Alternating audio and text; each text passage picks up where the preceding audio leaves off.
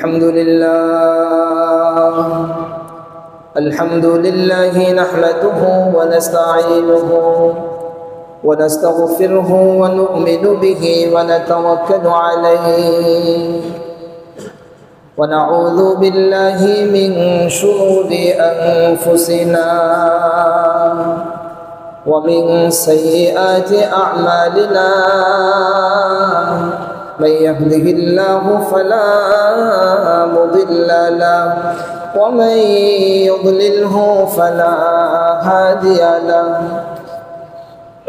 ونشهد أن لا إله إلا الله وحده لا شريك له ونشهد أن سيدنا وسندنا وحبيبنا وطبيبنا ومرشدنا ومحبوبنا ومولانا محمد صلى الله تعالى عليه وعلى آله وأصحابه وبارك وسلم. أما بعد فأعوذ بالله من الشيطان الرجيم. بسم الله الرحمن الرحيم. إن المجرمين في عذاب جهنم خالدون لا يفتر عنهم وهم فيه مبلسون وما ظلمناهم ولكن كانوا هم الظالمين. وقال تعالى ضرب الله مثلا للذين كفروا امرأة نوح وامرأة لوط كانتا تحت عبدين من عبادنا صالحين فخانتاهما فلم يغنيا عنهما من الله شيئا وقيل ادخلا النار مع الداخلين. وضرب الله مثلا للذين آمنوا امرأة فرعون إذ قالت رب ابن لي عندك بيتا في الجنة ونجني من فرعون وعمله ونجني من القوم الظالمين. اللهم صل على محمد وعلى آل محمد كما صليت على إبراهيم وعلى آل إبراهيم إنك حميد مجيد. اللهم بارك على محمد وعلى آل محمد كما باركت على إبراهيم وعلى آل إبراهيم إنك حميد مجيد. بلغ العلا بكماله حسنت جميع خصاله صلوا عليه وآله. रहे मेरा मस्कन हवाली काबा रहे मेरा मस्कन हवाली काबा बने मेरा मदफन दियारे मदीना बलगल उला बिकमालिही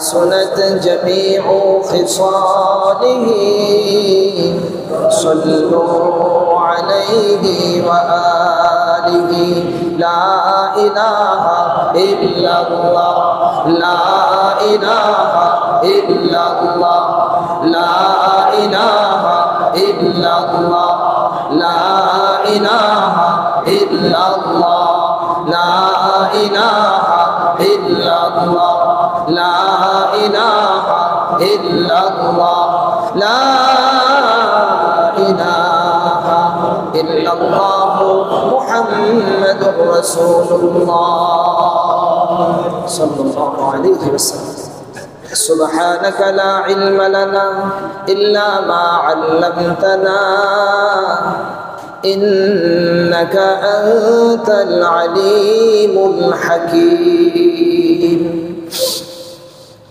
মুআজ্জাজ মুহতারাম সম্মানিত মুসল্লিয়ানে ইকরাম, আল্লাহ পাক রব্বুল আলামিনের মহান দরগাহে অসংখ্য অগণিত শুকরিয়া যে মহান মালিক আমাদেরকে অত্যন্ত ভালোবেসে অত্যন্ত মহাব্বত করে অত্যন্ত দরদ নিয়ে যে মহান মালিক আমাদেরকে ছাগল গরু ভেড়া দুম্বা না বানিয়ে ইঁদুর বাদর না বানিয়ে তেলাচূড়া না বানিয়ে কুকুর শ্রীগাল না বানিয়ে হাইওয়ান জানোয়ার না বানিয়ে আল্লাহ তাআলা মানুষ বানিয়েছে। আল্লাহ তাআলা আশরাফুল মাখলুকাত করে সৃষ্টি করেছে, সৃষ্টির সেরা আল্লাহ তাআলা বানিয়েছে। সুবহানাল্লাহ। মানুষ বানানোর পরে মানুষের মধ্যে একটা শ্রেণী হলো নারী আর একটা শ্রেণী হলো পুরুষ। নারী না বানিয়ে আল্লাহ তাআলা পুরুষ বানিয়েছে। জোরে বলেন না।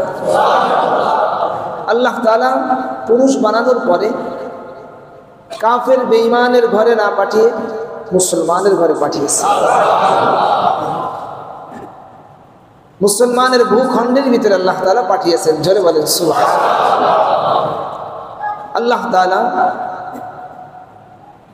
ঈসা আলাইহিস সালাতু ওয়াস সালামের উম্মত না বানিয়ে, मूसा अलैहिस्सलामेर उम्मत ना बनिए, इब्राहिम पैगम्बरेर उम्मत ना बनिए, नूह नबीर उम्मत ना बनिए, आखिरी ज़मानार पैगम्बर आक़ाए नामदार ताजदार मदीना दो जहानेर सरदार जनाबे मुहम्मदुर रसूलुल्लाह सल्लल्लाहु अलैहि वसल्लम विश्व नबीर उम्मत आमादेरके बानिয়েছে।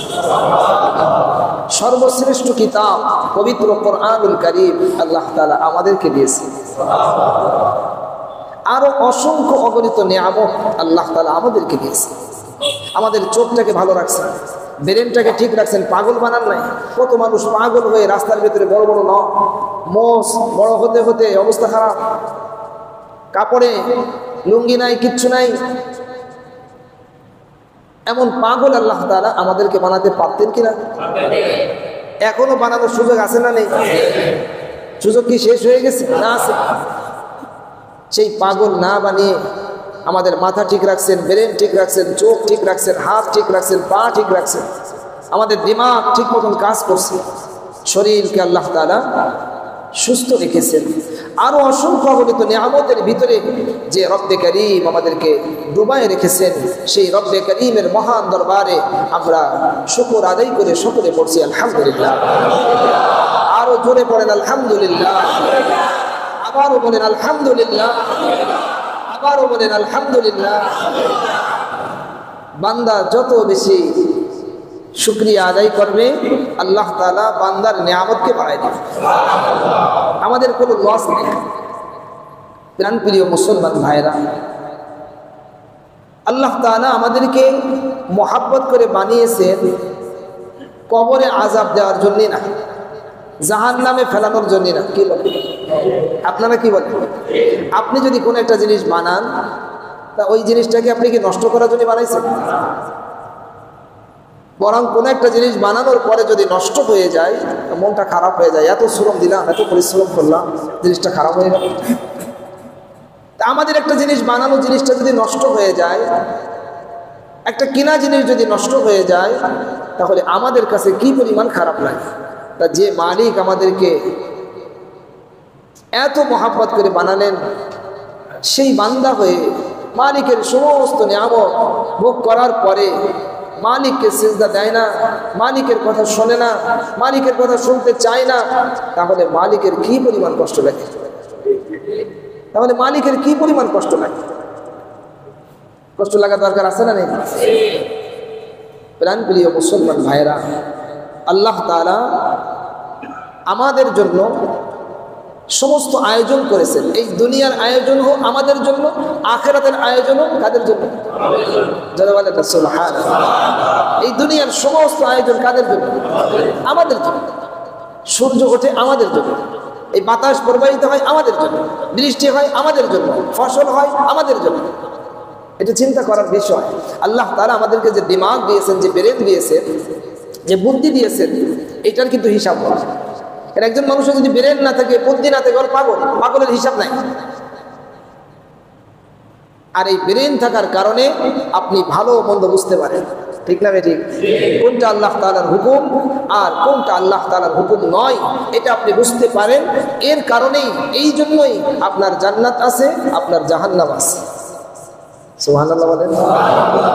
এখন আমরা কোনটা চয়েস করব ভাই? আমরা কি জাহান্নাম চয়েস করব নাকি জান্নাত? সবাই জোরে বলেন। আমাদের যে জীবন, আমাদের জীবন কখনো শেষ হবে না। সুবহানাল্লাহ বলেন না? আমাদের জীবন কি হবে না? আমাদের জীবন হলো চিরকালের জীবন। কথা বলেন। আমাদের জীবন হলো চিরকালের জীবন। এই দুনিয়া থেকে বিদায় নিতে হবে, এই দুনিয়া থেকে আমাদেরকে আরেক জায়গায় যেতে হবে, কিন্তু এরপরে আমরা স্থায়ী, চিরকালের। আপনার আমার প্রত্যেকটা মানুষের জন্য আল্লাহ তাআলা বিশাল কিছু তৈরি করে রাখছেন। ধরে বলেন সুবহানাল্লাহ। বিশাল মানে কত বিশাল! এই বিশালতা নিয়ে আমরা চিন্তা করি না, এই বিশালতা নিয়ে আমরা ভাবি না। এই দুনিয়ার ভিতরে আমরা আজ মত্ত হয়ে গেছি।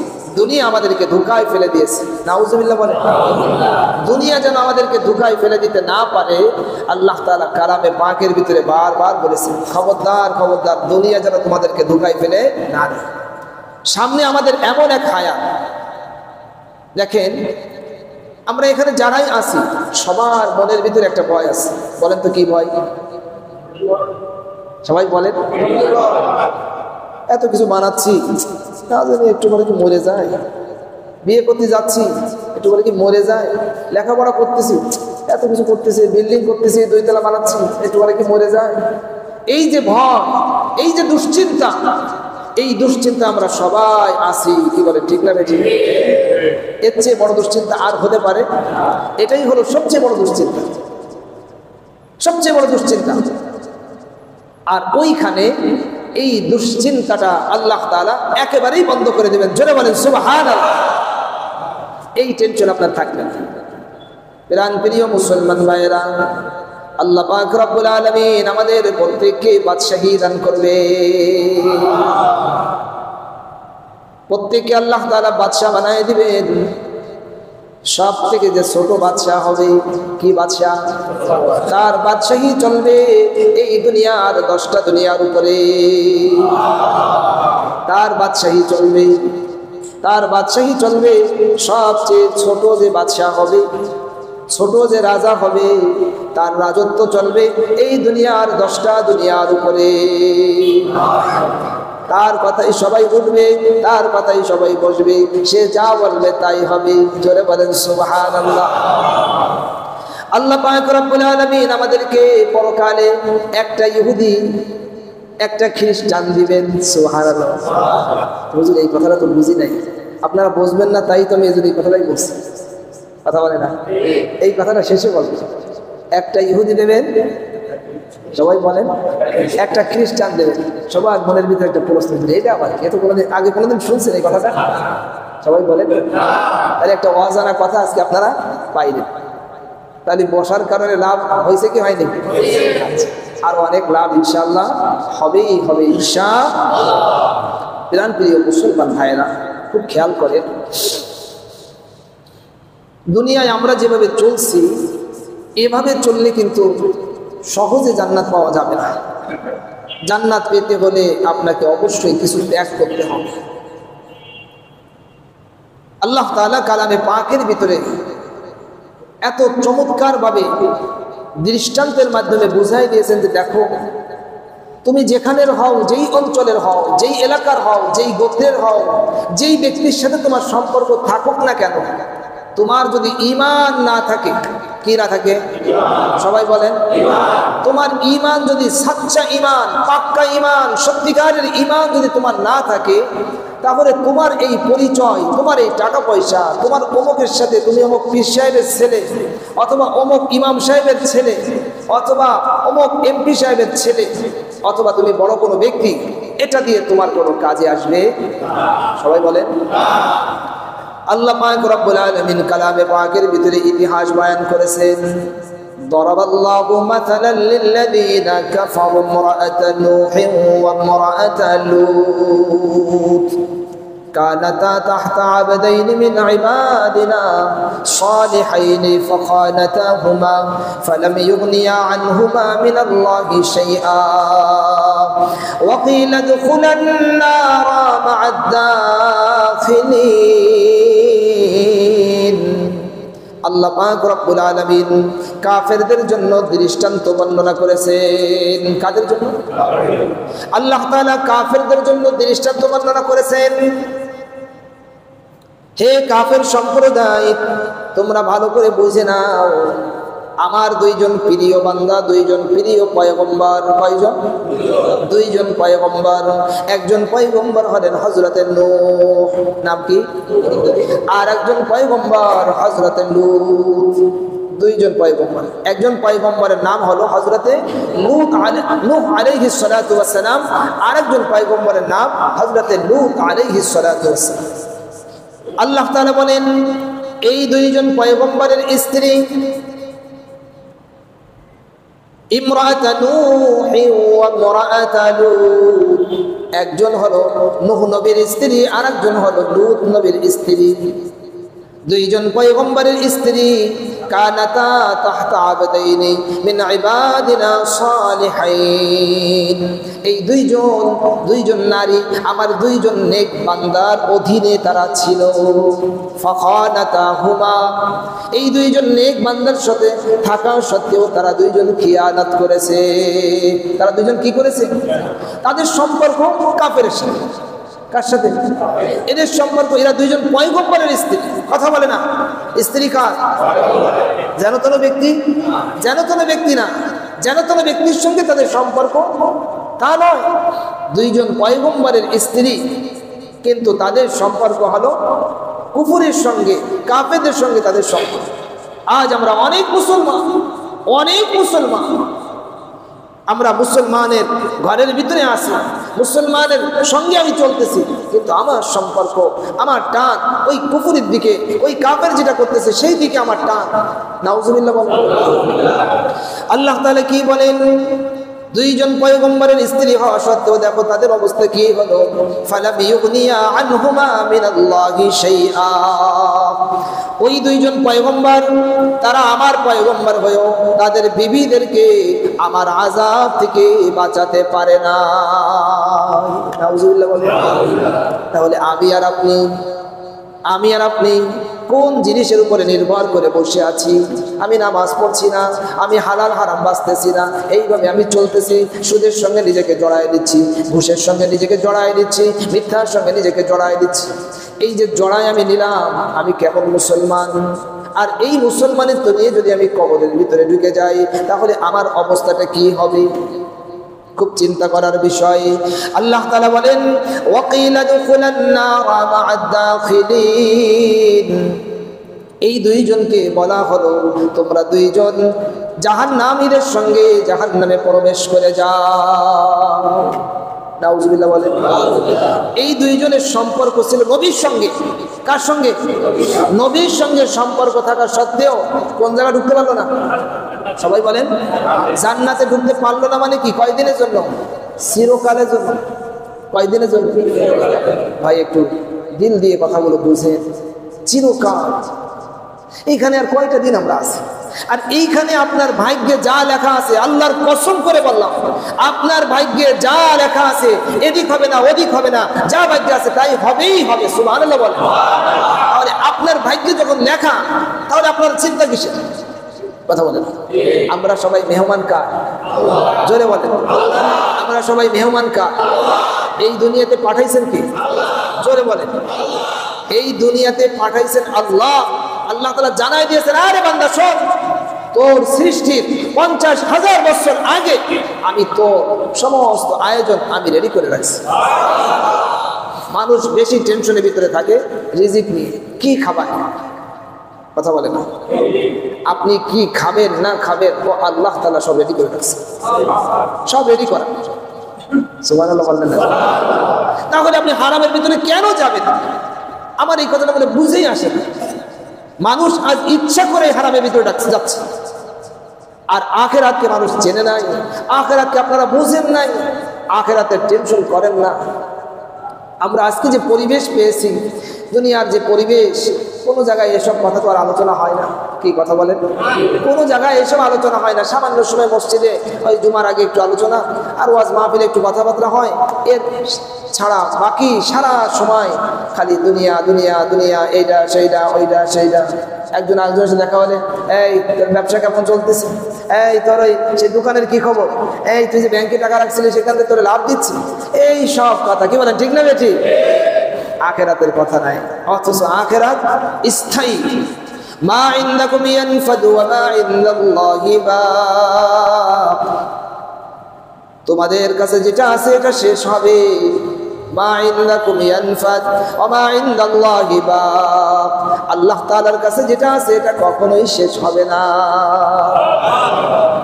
আমাদের কাছে যেগুলো আছে দেখেন, আস্তে আস্তে কত কিছুই শেষ হয়ে গেছে। আমাদের গ্রামের বাড়িতে একটা বড়ই গাছ ছিল, অনেক বড় বড় বড়ই হতো, গাছটা মারা গেছে, আর বড়ই হয় না, গাছই নাই।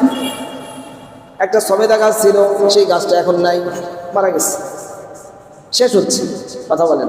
আবার অনেক সময় এমন হয়, মানুষ এক জায়গায় বসবাস করতো, ওই জায়গা বিক্রি করে দিয়ে আর এক জায়গায় চলে আসছে, ওইটা শেষ। কথা বলেন। আবার আমরা যদি আমাদের নিজেদের বডির ভিতরে তাকাই, বডির ভিতরে অনেক কিছুই শেষ হয়ে যাচ্ছে, আমাদের খবর নাই। আগে আপনার শরীরের ভিতরে যেই পরিমাণ তাকাত ছিল, শক্তি ছিল, এখন নাই। মাথার চুল ছিল কালো, এখন সাদা হয়ে গেছে, আপনার এটা শেষ হয়ে গেছে। চোখের সেই পাওয়ার নাই, চোখের দূরের জিনিস এখন আর ভালো দেখতে পারেন না। কথা বলেন। আগে যেভাবে আপনি জোরে আওয়াজ দিতে পারতেন, এখন আর দিতে পারেন না। এইগুলো আপনার শেষ হয়ে যাচ্ছে, আস্তে আস্তে শেষ। এমন একটা সময় আসবে, আপনি একেবারে অসুস্থ হয়ে বিছানার ভিতরে পড়ে থাকবেন, চোখটা আস্তে আস্তে মেলবেন, জবান দিয়ে কথা বের হবে না, মাঝে মাঝে একটু খাবার খাওয়াই দিবে, হয়তো এমনও হয়ে যেতে। এমন মানুষ আছে না নেই? এইভাবে মানুষের জীবন থেকে সব আস্তে আস্তে আল্লাহ তাআলা আস্তে আস্তে নিঃশেষ করে নেবেন। আর আল্লাহ তাআলা বলেন, আরে আমার কাছে যেটা আছে ওটা স্থায়ী, তোমরা আমার কাছে যেটা পাঠাই দিবা ওটাও স্থায়ী। জোরে বলেন সুবহানাল্লাহ। এই যে ঈশার সালাত পড়লেন, এটা স্থায়ী, এটা নষ্ট হবে না। এখন যে আলোচনা শুনতেছেন এটাও নষ্ট হবে না। এখন যে সুবহানাল্লাহ বলতেছেন, আলহামদুলিল্লাহ বলতেছেন, এটা কোনোদিনও নষ্ট হবে না। জোরে বলেন সুবহানাল্লাহ। দেখছেন, পাওয়ার বেড়ে গেছে। যেই বলছেন যেটা নষ্ট হবে না, এই জন্য ভাই খুব বুঝার বিষয়, এই দুনিয়া অত্যন্ত বুঝার বিষয়, এই দুনিয়া বুঝার বিষয়, আগে বুঝতে হবে। কথা বলে না। অনেক মানুষ আমি দেখি মাঝে মাঝে খালি নামাজই পড়তেছে, আর কিছু বোঝে না।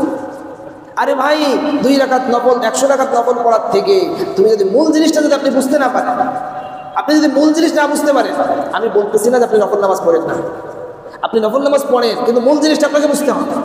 আপনি হারাম থেকে আপনাকে বাঁচতেই হবে। হারাম থেকে যদি আপনি না বাঁচেন, হারাম থেকে বাঁচার প্ল্যান আমাদেরকে করতে হবে সম্মিলিতভাবে, সবাইকে লাগবে। জোরে বলেন সুবহানাল্লাহ। আল্লাহ পাক রব্বুল আলামিন কালামে পাকের ভিতরে 2 জন নারীর কথা বললেন। এই 2 জন নারীর সম্পর্ক ছিল 2 জন নবীর সঙ্গে। নবীর সঙ্গে সম্পর্ক থাকা সত্ত্বেও তারা নিজেদেরকে জাহান্নাম থেকে বাঁচায় নিতে পারলো না। তাহলে লাভ হয়েছে? একটু সবাই বলেন, লাভ হয়েছে? পুরোটাই লস। আর একজন নারী, তার কথা আল্লাহ তাআলা কালামে পাকের ভিতরে জানাই দিয়েছেন, যেন তেন নারী নয়, ফিরাউনের স্ত্রী। ফিরাউন তো খুব ভালো মানুষ ছিল নাকি? সবাই বলেন ফিরাউন আমরা সবাইকে চিনি না চিনি না? ভীষণ চিনি, নামে আমরা ভীষণ চিনি। ফিরাউনকে চেনে না এমন মানুষ মুসলমান মনে হয় নেই। এত বেশি আমরা ফিরাউনকে চিনি। ফিরাউনের আলোচনা এত বেশি উম্মতের ভিতরে হয়েছে যে সব জামানার মানুষ, ফিরাউনের পরের থেকে সব জামানার মানুষ তারা ফিরাউনকে চেনে। কথা বলেন দেখে নাই, কিন্তু এত পরিমাণ শুনছি আমরা ফিরাউনের কথা। সেই রকম একজন ছিল বেটা, দুষ্টু বেটা, কি বলে ঠিক না? এই ফিরাউনের স্ত্রী হওয়ার সত্ত্বেও তার অবস্থাটা দেখে। আজ আমরা কোথায় আছি আপনাকে আমাকে বুঝতে হবে।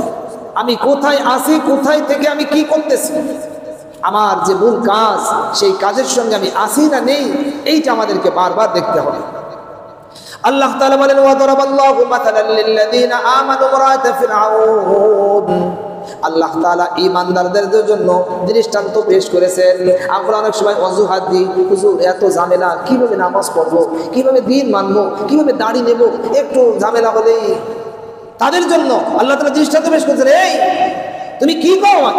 ফিরআউনের স্ত্রীর দিকে তাকাও, এত বড় জালেমের স্ত্রী, যে বলেছে আনা রাব্বুকুমুল আলা, আমি বড় খোদা। নাউজুবিল্লাহ বলে আনা রাব্বুকুমুল আলা বলছি। এইরকম বেটা মানুষের, এইরকম জালেমের স্ত্রী হয়ে সে ঈমানের উপরে কেমন অটল, কেমন অবিচল। আর তুমি সাইডে সাইডে চলে যাচ্ছ, সুদের ভিতরে তুমি সেদে সেদে চলে যাচ্ছ, ঘুষের ভিতরে তুমি সেদে সেদে চলে যাচ্ছ, জুলুমের ভিতরে, অন্যায়ের ভিতরে, মিথ্যার ভিতরে, গীবত শিকায়েতের ভিতরে। তাহলে আপনি কি পেশ করবেন আল্লাহ তাআলার কাছে? আল্লাহ তাআলা যখন ফিরআউনের স্ত্রীকে উপস্থিত করে দিবেন, এই বেটা এদিকে আয়, দেখ এই নারী কোন জায়গায় থেকে কি কাজ করেছে, তুমি কোন অবস্থায় ছিলে, তোমার সবই ভালো, তোমার আব্বা মুসলমান, তোমার মা মুসলমান, তোমার দাদা মুসলমান, তোমার প্রতিবেশী মুসলমান, তুমি নামাজ পড়ো না কেন? এত সুন্দর পরিবেশের ভিতরে থেকে তুমি নামাজ পড়ো না। নামাজ না পড়ে কি আমাদের লাভ হচ্ছে বলেন? সবাই একটু কথা বলেন। নামাজ পড়া দরকার আছে না নেই? আল্লাহ তাআলা বলেন ঈমানদারদের জন্য আল্লাহ তাআলা দৃষ্টান্ত বর্ণনা করেছেন। ইমরাআত ফিরআউন, ফিরআউনের স্ত্রী, ইয ক্বালাত রাব্বি ইবনি লি ইনদাকা বাইতান ফিল জান্নাহ ওয়া নাজ্জিনি মিন ফিরআউনা ওয়া আমালিহি ওয়া নাজ্জিনি মিনাল কওমিজ যালিমিন। হযরত আসিয়াকে ভীষণভাবে কষ্ট দেওয়া হয়েছে। আমার আলোচ্য বিষয় এটা নয়। হযরতে আসিয়া রাদিয়াল্লাহু তাআলা আনহা, তাকে ভীষণভাবে কষ্ট দেওয়া হয়েছে।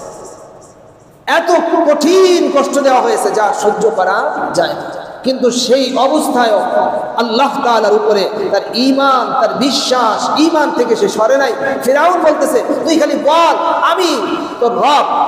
আসিয়া বলে, না, যিনি আসমান বানিয়েছেন, যিনি জমিন বানিয়েছেন, আমি তাকে রব মানি। সুবহানাল্লাহ বলে। আমরা কেমন রব মানতেছি দেখেন, খেয়াল করে আমরা কোন অবস্থায় আছি। আমাদের ভিতরে যে আছে আমরা কিন্তু তাকে রব মানতেছি। মনে যা আসে আমি তাই করি, মনে যা আসে তাই করা যাবে না। কথা বলে না, এটাকে বলা হয় খাহেশা। আপনার মনে আসছে, চলে যাচ্ছেন, কথার কথা একদম চলে গেল, ওই আপনার ক্লাবে চলে গেল, রাতের বেলা রাত কাটায় দিয়ে চলে আসে। মনে চাচ্ছে, চলে গেল যে আপনার নাচ গান দেখলো, মনে চাচ্ছে। মনে তো অনেক কিছুই আসবে, কথা বলে না, মনে তো হাজারো কিছু আসবে। মনে আসলেই কেমন করতে হবে? সবাই কথা বলেন, মনে আসলেই করা যাবে না। মনে অনেক কিছু আসবে, কিন্তু মনকে বলতে হবে, আরে এটা আমার মালিক পছন্দ করে না, এটা আমি পছন্দ করি না। সুবহানাল্লাহ বলেন। খেয়াল রাখতে হবে আমার মালিক কোনটা পছন্দ করে। তার কারণ এইখানে আর কয়দিন, এখানে থাকবো আর কয়দিন, বেশি হলে 10 বছর, 20 বছর, 30 বছর। সামনে তো আমার বিশাল জীবন। সুবহানাল্লাহ বলেন। সামনে বিশাল জীবন, বিশাল রাজত্ব, বিশাল কিছু আমার জন্য। হুর গেলমানরা আমার জন্য অপেক্ষমান, তারা শাস্তিছে জান্নাতের ভিতরে। জোরে বলেন সুবহানাল্লাহ।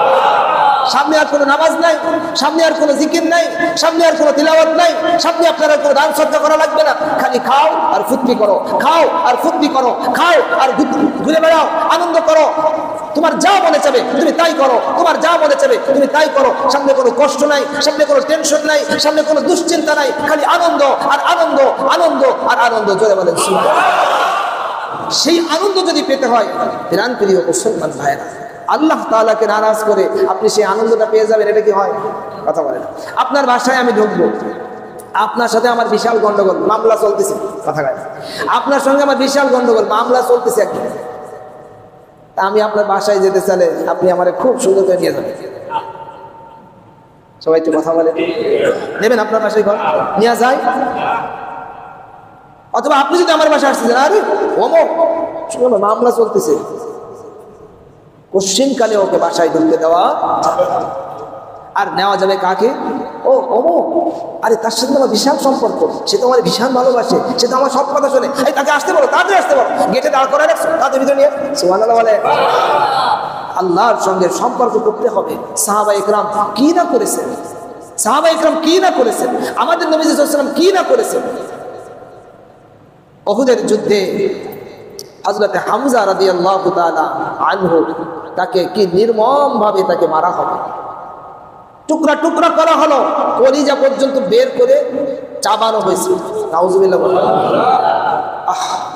এত কষ্ট করে তারা সেই দিনকে আমাদের পর্যন্ত পৌঁছাই দিচ্ছে, আর আমরা এখন সেই দিনকে নষ্ট করতেছি, আমরা এই দিনকে মূল্যায়ন করছি না। কিন্তু আমাদের ভিতরে ঘুমিয়ে আছে হযরত আবু বকর, আমাদের ভিতরে ঘুমিয়ে আছে হযরত ওমর, আমাদের ভিতরে ঘুমিয়ে আছে হযরত ওসমান, আমাদের ভিতরে ঘুমিয়ে আছে হযরত আলী কাররামাল্লাহু ওয়াজহা, আমাদের ভিতরে ঘুমিয়ে আছে হযরত আবু হুরায়রা, আমাদের ভিতরে ঘুমিয়ে আছে হযরত আবু উবাইদা ইবনুল জাররাহ। জোরে বলেন সুবহানাল্লাহ। সব আমাদের ভিতরে আছে, খালি আপনাকে একটু জেগে উঠতে হবে। আপনি জেগে ওঠেন, আপনাকে নিয়ে অনেক কাজ হবে। হে যুবক বন্ধু, তুমি জাগো, তুমি অগ্রসর হও, তুমি ফজরের নামাজে আসো। তুমি আসবে না তা আসবে কে? তুমি ডাকবে না তো ডাকবে কে? কি বলেন, ঠিক না? আজ আমরা ইসলামকে চর্চা করছি না। ইসলামকে যদি আমরা চর্চা না করি, তাহলে এই পৃথিবীটা জাহান্নামে রূপান্তরিত হয়ে যাবে। মানুষের জানের নিরাপত্তা থাকবে না, মানুষের মালের নিরাপত্তা থাকবে না, মানুষের বিবির নিরাপত্তা থাকবে না, মানুষের সন্তানের নিরাপত্তা থাকবে না। কথা বলেন। ইসলাম আমাদের সকলের কল্যাণের জন্য আসছে। একজন মানুষের সামনে যখন আখিরাতের টেনশন থাকবে, সে আর একজনের বিবির দিকে কোশ্চিনকালেও তাকাবে না, কোশ্চিনকালেও আর একজনের বিবির দিকে সে তাকাবে না। তার তো আখিরাতের টেনশন। তাকে যদি টাকা দিয়েও বলা হয়, তাও বলবে আমি মাফ চাই বাবা, তোমার কাছে মাফ চাই। সুবহানাল্লাহ। আখিরাতের টেনশন আনে। সন্তানদেরকে আখিরাত শিখান। সন্তানদেরকে যদি আখিরাত না শিখান, আল্লাহ তাআলার আযাবের কথা যদি না শিখান, তাহলে আপনি মহা আযাবের ভিতরে পড়বেন। ওই সন্তান আপনাকে জাহান্নামে নিয়ে যাবে। এই জন্য আখিরাত শিখান, নিজেরাও আখিরাতের চর্চা করেন, ইসলামের চর্চা করেন, ইসলামে যা বলা হয়েছে সব মানতে হবে। কথা বলেন। আপনি মুসলমান কিভাবে? যা বলা হয়েছে সব আপনাকে মানতে হবে। আপনি তো কালেমা পড়ছেন, কালেমা পড়া মানে কি? আমার নিজস্ব কোনো কথা নাই, আল্লাহ যেটা বলেছেন সেটাই। কথা বলে না। কালেমা মানে তাই, কালেমা মানে তাই, লা ইলাহা ইল্লাল্লাহু মুহাম্মাদুর রাসূলুল্লাহ। আল্লাহ তাআলা ছাড়া ইবাদতের উপযুক্ত আর কেউ নেই। তার মানে কি? আমি একমাত্র আল্লাহ তাআলাকেই মানি। আল্লাহ যা বলেছেন তাই মানবো, যা খেতে বলেছেন তাই খাবো, যা ধরতে বলেছেন তাই ধরবো, যেখানে যেতে বলেছেন সেখানে যাব, যেখানে যেতে নিষেধ করেছেন সেখানে যাব না। কথা বলেন। আর যদি আপনি এটা মানলেন না, আল্লাহ যা নিষেধ করেছেন সব আপনি তাই করেন, তাহলে আপনি লা ইলাহা ইল্লাল্লাহ কি পড়েন? লা ইলাহা ইল্লাল্লাহ আপনি কি করছেন? তাহলে এটা মিথ্যা মিথ্যা বলা হয়ে যাচ্ছে। আল্লাহ তাআলা এটাও দেখবে আপনি কি লা ইলাহা ইল্লাল্লাহ পড়ছেন, এটা আল্লাহ তাআলা দেখবেন না? আপনার কাছে কি মনে হয় আল্লাহ তাআলা কি যাচাই বাছাই করে দেখবেন না? যাচাই বাছাই করেন। এজন্য আগে নিজেকে আপনি নিজে যাচাই বাছাই হন যে আমি কোথায় আছি, কি করতেছি। মুহাম্মাদুর রাসূলুল্লাহ, মুহাম্মদ সাল্লাল্লাহু আলাইহি ওয়াসাল্লাম আল্লাহর রাসূল। আমি যা করব সব নবীর তরিকায় করব। আমি খানা খাবো নবীর তরিকায় খাবো, আমি বিবাহ করব নবীর তরিকায় করব, আমি বাজারে যাব নবীর তরিকায় যাব, আমি ব্যবসা করব নবীর তরিকায় করব। কিন্তু আমরা তাই করতেছি? বলেন। ব্যবসায়ীদের কি অবস্থা? যে কোনো একদিকে হাত দিলেই দেখা যাবে নাই, কিচ্ছু নাই। কথা বলেন। যে কোনো একদিকে হাত ঢুকাই দেন, হাত ঢুকানোর মধ্যে ওই দিকটা দেখতে দেখবেন যে আল্লাহ শব্দ পুরো ফাঁকা, ইসলাম নাই, অন্য কিছু আছে। প্রত্যেকটা জায়গায় আমাদের সমস্যা, প্রত্যেকটা জায়গায় আমাদের সমস্যা। এই জন্য সমস্যা থেকে এই ইসলামকে চর্চা করেন, তাহলে এই সমস্যা আর থাকবে না। আপনি আপনার ঈমানকে মজবুত করেন, আর এই কথাকে আপনি জানেন যে আমাকে একদিন এই দুনিয়া থেকে ফিরতে হবে। এই দুনিয়া থেকে আমাদেরকে কি করতে হবে? এই দুনিয়া থেকে আমাদেরকে যে ফিরতে হবে, আমাদের সামনে যে আখিরাত, অত্যন্ত ভয়াবহ এক জীবন আমাদের সামনে অপেক্ষমান। মানুষের সামনে ভয়াবহ এক জীবন সামনে আসতেছে, আখিরাতের সেই জীবন, কিয়ামতের সেই ভয়াবহ অবস্থা। সেই কিয়ামতের বিষয়ে আমাদের কি চিন্তা আছে? আমরা কতটুকু প্রস্তুতি হয়েছি, প্রস্তুতি আমরা নিয়েছি? আমাদেরকে পুলসিরাত পাড়ি দিতে হবে, পুলসিরাত পাড়ি দেওয়ার জন্য আমরা কি অগ্রসর হয়েছি? এই জন্য অগ্রসর হওয়ার জন্য আল্লাহ তাআলা একটা সুযোগ করে দিয়েছেন, লাইলাতুল নিসফি মিন শাবান, আজকের সেই রাত। আল্লাহ তাআলা বান্দাদেরকে ডাকতেছে, আমার বান্দারা, তোমরা যদি আমার কাছে মাপ চাও, তোমাদের জীবনে যে পিছনে যে গুনাহগুলো হয়ে গেছে, নামাজ পড়ো নাই, রোজা রাখো নাই, ওইটা করো নাই, সেইটা করো নাই, জিনা ব্যভিচার, মদ গাঁজা, এটার ভিতরে ছিলে, ওইটার ভিতরে ছিলে, তোমরা খাঁটি দিলে তওবা করো, তোমরা যদি আমার কাছে খাঁটি দিলে তওবা করো, আমি আল্লাহ তোমাদেরকে মাফ করে দেব। তবে দুই শ্রেণীর মানুষ, একটা হলো মুশরিক আর হলো হিংসুক। এই দুই শ্রেণীর মানুষকে আল্লাহ তাআলা এই রাত্রেও মাফ করবে না। হ্যাঁ, তবে যদি কোনো মুশরিক যদি আল্লাহর কাছে তওবা করে যে আল্লাহ আমি আগে শিরক করছি আর করব না, আগে শিরক করেছি আর করব না, তাহলে আল্লাহ তাআলা তাকেও মাফ করে দেবে। কোনো ব্যক্তির হৃদয়ের ভিতরে হিংসা বিদ্বেষ ছিল, অমুককে দেখতে পারে না, তমুককে দেখতে পারে না, একে ভালো লাগে না, ওকে ভালো লাগে না, অন্তর থেকে সব বের করে দিয়েছে। এ আল্লাহর বান্দা, আল্লাহ তাআলা তার ব্যাপার আল্লাহ দেখবেন, ওটা আমার দেখার বিষয় না। আমার অন্তরের ভিতরে কারোর প্রতি কোনো বিদ্বেষ নেই। আল্লাহ তাআলা ওই বান্দাকেও এই রাত্রে মাফ করে দিবে। বলেন না সুবহানাল্লাহ। আপনাদের কি কষ্ট হচ্ছে নাকি? কষ্ট হচ্ছে না? আচ্ছা, অল্প সময়ের ভিতরে ইনশাআল্লাহ আলোচনা শেষের দিকে নিয়ে আসতেছি। এত সময় আলোচনার মাধ্যমে আপনাদেরকে আমি একটা বিষয় বোঝানোর চেষ্টা করলাম। সেই বিষয়টা হলো এই, আপনি যেখানেই থাকেন না কেন, আপনার পরিচয় যাই হোক না কেন, এই পরিচয় যদি আপনার সত্যিকারের ঈমান যদি না থাকে, এই পরিচয় দিয়ে আপনি মাপ পাবেন না। কথা ক্লিয়ার? সবাই বলেন। এরপরে দ্বিতীয় নম্বর হলো ঈমানটাকে আপনি সহিশুদ্ধ করেন। এরপরে আপনি যদি নেক আমল করতে থাকেন, তা আপনার ঈমানের ভিতরে শক্তি আসবে, আপনার নেক আমল অত্যন্ত দামি হবে, আল্লাহ তাআলা আপনাকে মূল্যায়ন করবেন। আল্লাহ পাক রব্বুল আলামিন আমাদেরকে অনেক ছোট ছোট জিনিস দিয়েছেন। আল্লাহ তাআলার নৈকট্য অর্জন করার অনেক সুন্দর সুন্দর জিনিস আল্লাহ তাআলা আমাদেরকে দিয়েছেন। এইগুলো আমাদেরকে ব্যবহার করা, বেশি বেশি জিকির করা, সুবহানাল্লাহ, আলহামদুলিল্লাহ, ওয়ালা ইলাহা, সুবহানাল্লাহ, আলহামদুলিল্লাহ, লা ইলাহা ইল্লাল্লাহ, আল্লাহু আকবার।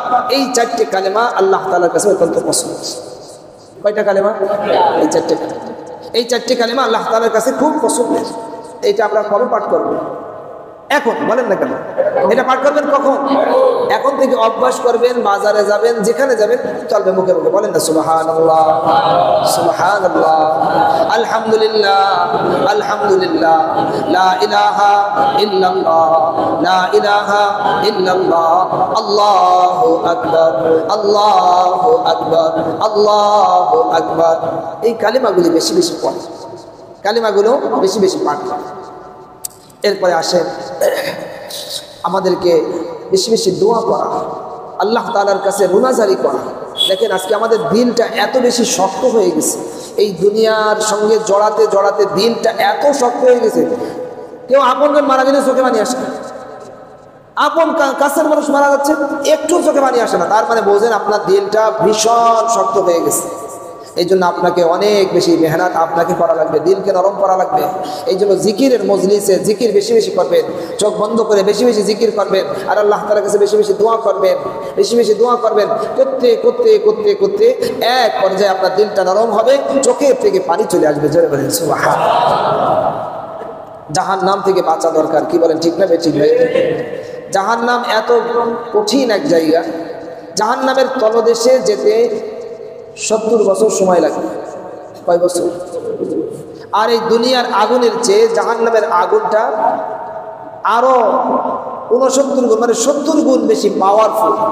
এর চেয়ে যদি আরো পাওয়ারফুল হয়, আমি একদিন চিন্তা করতেছিলাম, এই যে আপনার লোহা যে কাটে, একটা আগুন দিয়ে এরকম একটা মেশিনের ভিতর দিয়ে আগুন দেয়, আর লোহাটা একদম সোজা হয়ে কেটে যাচ্ছে। লোহা, জাহাজের সেই শক্তিশালী লোহা, সেই লোহা কেটে যাচ্ছে, খালি আগুনটা খালি রাখতেছে। আর ওই আগুনের ভিতরে যদি আপনারা ভরে দেওয়া হয়, একটু চিন্তা করেন ভাই, কবে আমরা চিন্তা করব, কবে আমাদের চিন্তা আসবে? আমাদের ভিতরে কোনো চিন্তাই আসতেছে না, আমাদের দিল মোটে নরম হতে যাচ্ছে না। এখানে আপনারা বসছেন কিন্তু মন একটু অস্থির হয়ে যাচ্ছে, বলেছেন মন বাইরের দিকে যাবো, একটু খাবো। জীবনে তো বহুত খাইছি, কথা কাটে জীবনে আমরা বহুত খাইছি, আর বেঁচে থাকলে আরো খেতে পারবো ইনশাআল্লাহ। কিন্তু যদি আপনার ভিতরে যদি এই টেনশনটা যদি এসে যায়, আপনি যখন পানি গরম করছেন গোসল করার জন্য, টকবগে পানি, চিন্তা করেন তো ওই টকবগে পানি যদি মাথায় ঢেলে দেওয়া হয় কেমন লাগবে? মাঝে মধ্যে একটু চিন্তা করবেন, এইটা তো আমি সহ্য করতে পারি না, তা জাহান্নাম আমি কিভাবে সহ্য করবো? আসলে কি আমি জাহান্নাম বিশ্বাস করি কি করি না? যদি আমি বিশ্বাস করি তাহলে অবশ্যই আমাকে গুনাহটা ছেড়ে দিতে হবে। গুনাহ আমি কেন লটকায় রাখতেছি? গুনাহ ছাড়ার জন্য যা দরকার সব ছেড়ে দেন। ছাড়তে আপনি পারবেন না যত সময় পর্যন্ত আপনার ভিতরে লোভ কাজ করবে। আজকে আমরা লোভের ভিতরে পড়ে গেছি। এই বাড়িটা যদি ছেড়ে দিই তাহলে আমার কি হবে? কিচ্ছু হবে না, সুবহানাল্লাহ কর। কিচ্ছু হবে না। যদি চাকরিটা চলে যায় তাহলে কি? আর কিচ্ছু হবে না, সুবহানাল্লাহ কর। আপনার কিচ্ছু হবে না। হারামকে ছেড়ে দেন, হারামকে ছেড়ে দিয়ে হালালের ভিতরে দাঁড়ান, সাহস করে দাঁড়ান, আল্লাহ তাআলা আপনাকে ধনী বানায়। সাহস করে দাঁড়ান, আল্লাহ তাআলা আপনাকে ধনী বানায়। একটা ঘটনা মনে পড়ছে, আপনাদেরকে বলে দিই। জুনায়েদ জমশেদ, আমি তখন ঢাকায় লেখাপড়া করি, আমার লেখাপড়ার শেষ বছর। জুনায়েদ জমশেদ আগে উনি গান গাইতেন, টপ তারকা গান গাইতেন, হিন্দি গান। উনি আমাদের মাদ্রাসায় আসছেন, তখন ওনার দাঁড়িয়ে এরকম লম্বা, সুবহানাল্লাহ বলেন। ওনার সেই হিস্টোরি বলছে, তার জীবনের যে পরিবর্তন আমার চোখের সামনে খালি ভাসে। ওনার এই কথাগুলো, ওনার কথাগুলো চোখের সামনে ভাসে। ভাই কি বলে গেলেন যে হুজুর আমি তো গান গাই, আমার সব জায়গায় ব্যবসা বাণিজ্য, সব জায়গায় টাকা পয়সা, কোনো অভাব নেই, এখানে ব্যবসা ওখানে ব্যবসা, এখানে দোকান ওখানে পাট, এই সব আছে। কিন্তু আমার জীবনের পরিবর্তন আসে। আমি চিন্তা করে এক পর্যায়ে আমার ওলামাদের সঙ্গে সম্পর্ক হয়ে গেল। আমি জানতে পারলাম যে আমার হারাম দিয়ে যা বানাইছি সব কি জিনিস দিয়ে? সবাই বলে হারাম দিয়ে তৈরি করছি। তাতে এগুলো তো আমার হারাম দিয়ে যদি আমি তৈরি করে এর ভিতরে থাকবো, সব ছেড়ে দিলাম। সুবহানাল্লাহ বলেন। উনি বলতেছেন, ওনার নিজের ভাষ্য, আমরা পরিবার নিয়ে রাস্তায় দাঁড়ায় গেলাম, আমাদের কিচ্ছু। সুবহানাল্লাহ। এত সহজ জিনিস না। জান্নাত আপনি চলে যাবেন, এত বিশাল বড় জান্নাত, ছোটটাই এমন, এই পৃথিবীর 10টার সময় ছোটটা, এর উপরেটা কত বড়, তার উপরেটা কত বড়, তার উপরেটা কত বড়, তার উপরেটা কত বড়, তার উপরেটা কত বড়, চিরকালের। সুবহানাল্লাহ বলে। আরে ভাই, সিজদা এখন দেবেন না তো কবে দেবেন? জিকির করবেন না তো কবে করবেন? দান করবেন না তো কবে করবেন? হারাম ছাড়বেন না তো কবে ছাড়বেন? সুবহান, কি জিনিস আপনি পেয়েছেন। জুনায়েদ জমশেদ বললেন যে এরপরে ওলামা ইকরাম আমাকে পরামর্শ দিলেন, আপনাকে আল্লাহ তাআলা যে কণ্ঠ দিয়েছেন, এইটাকে আপনি হামদে বারি তাআলা, আল্লাহর নবীর শানে আপনি গজল গাওয়া শুরু করেন। সুবহান। এরপরে আমি গজল গাওয়া শুরু করলাম।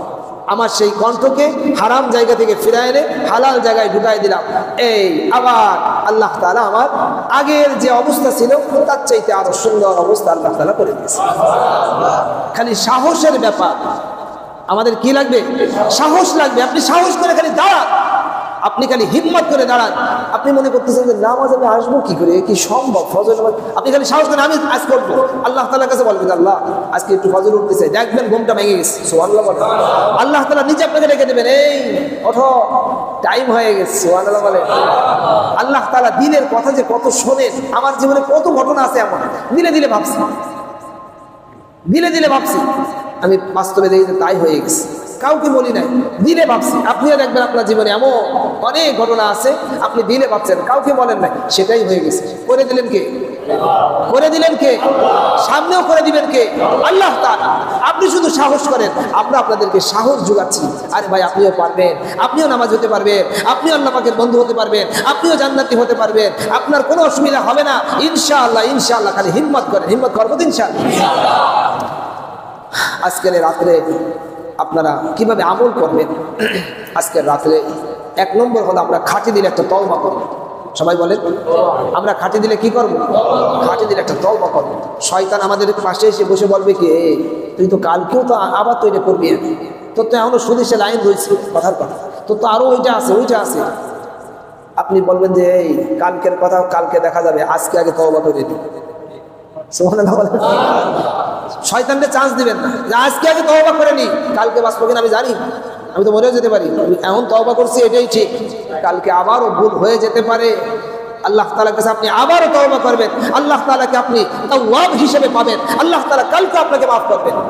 আবার পরশু আপনি তওবা করবেন, আবার আল্লাহ তাআলা আপনাকে মাফ করবেন। পরের দিন আপনি আবার ভুল হয়ে গেছে, আপনি আবার তওবা করবেন, আবার আল্লাহ তাআলাকে তাওয়াব হিসেবে আপনি পেয়ে যাবেন। সুবহানাল্লাহ। কিন্তু এইটাকে আপনি এইভাবে মানে বুঝে নিয়েন না যে আমি প্রতিদিন তওবা করব আর প্রতিদিন অন্যায় করব, এটা করেন না। আপনি এটার ভিতরে ঢোকেন আমি তওবার উপরেই থাকবো, তো যদি ভুলে যদি আবার হয়ে যায়, তো হয়ে গেলে তখন আমি আল্লাহ তাআলার কাছে মাফ চাই। আপনারা নফল নামাজ পড়লেন, নির্দিষ্ট কোনো সূরা দেওয়া লাগবে না, যেটা আপনার সহজ হয় কিছু নফল নামাজ পড়লেন, জিকির আজগার করলেন, দোয়া করলেন, তারপরে সালাতুল আপনার তাসবিহের নামাজ যদি পড়তে পারেন, এটা একটু লম্বা সময় নিয়ে পড়া লাগে, এর নিয়মটা আমি বলে দেবো ইনশাআল্লাহ। হ্যাঁ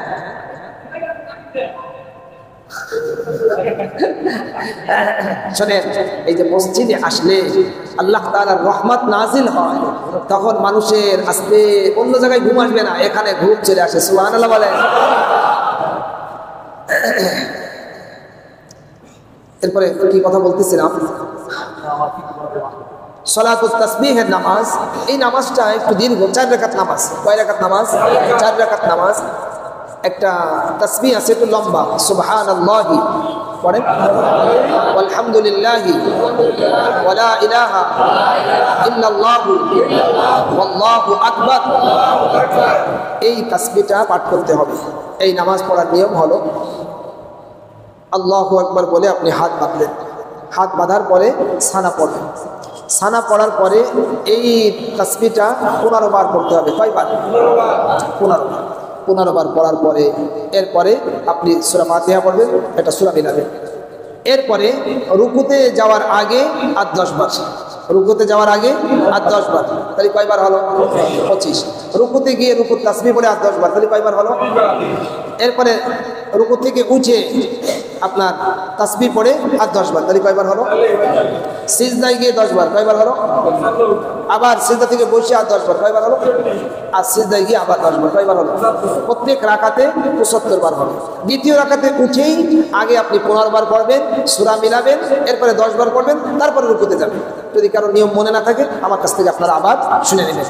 সালাতুত তাসবিহের নামাজ যদি সম্ভব হয় তাহলে আজকে রাত্রে একটু পড়লেন।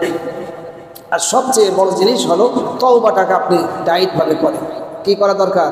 তওবা, অনুতপ্ত হওয়া যে আল্লাহ এই কাজগুলো করে ফেলছি, আর করবো না, আর করবো না, আর করবো না, আপনি মাফ করে দেন, আর করবো না, মাফ করে দেন। আত-তাইবু মিনাজ যামবি কামান লা যামবা লা। শয়তান আল্লাহ তাআলার সঙ্গে চ্যালেঞ্জ করে আসছে, তোমার বান্দাদেরকে দিয়ে আমি গুনাহ করাবো।